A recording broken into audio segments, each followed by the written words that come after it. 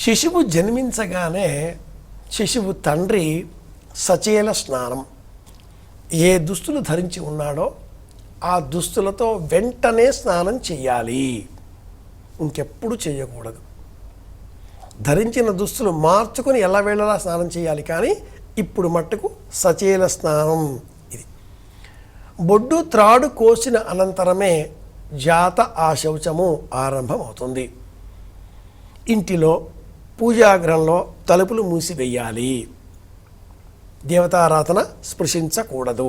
పూర్వకాలంలో వంట కూడా చేసేవారు కాదు, ఎదురింటి వారో పక్కింటి వారో ఆహార పదార్థాలు అందించేవారు.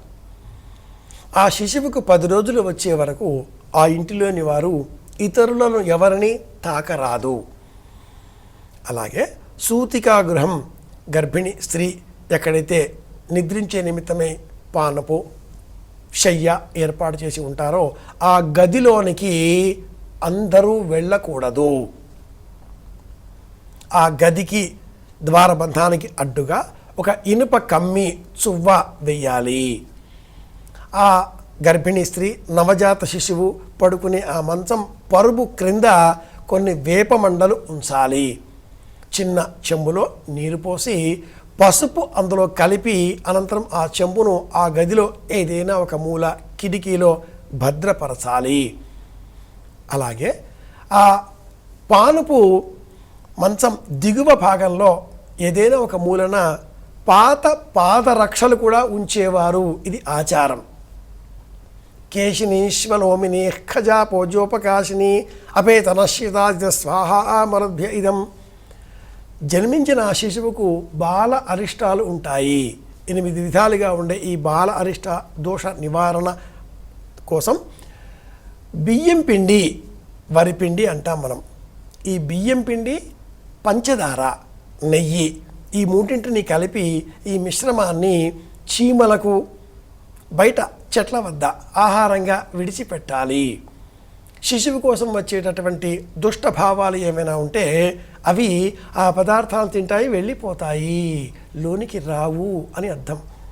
పూతన, శకటాసురుడు, తృణావర్తుడు ఇలాంటి కథల ద్వారా కృష్ణ జనన సమయంలో ఏ వృత్తాంతాలు ప్రాచుర్యమని చెప్పారో అవన్నీ కూడా ఈ బాలారిష్ట దోషాలే. చంద్రాష్టమంచ ధరణీర్సు సప్తమంచ రాహుర్నవంచ శనిజన్మ గురు స్తృతయే అర్కస్తు పంచ, ఇలా అన్నింటినీ కూడా తొలగించే నిమిత్తమై నవజాత శిశువు ఉండే ఆ 10 రోజుల వరకు ఆ గదిలోనికి ఇతరులు వెళ్ళకూడదు, కాళ్ళు కడుక్కొని వెళ్ళాలి. ఎవరు ఆ శిశువును చేతిలోనికి తీసుకొనకూడదు. తల్లి అంటే అమ్మమ్మ, తల్లి ఆ ఇద్దరికీ హక్కు అర్హత. అనంతరం తండ్రి తల్లి అంటే నానమ్మ, వారికి మాత్రమే హక్కు అర్హత.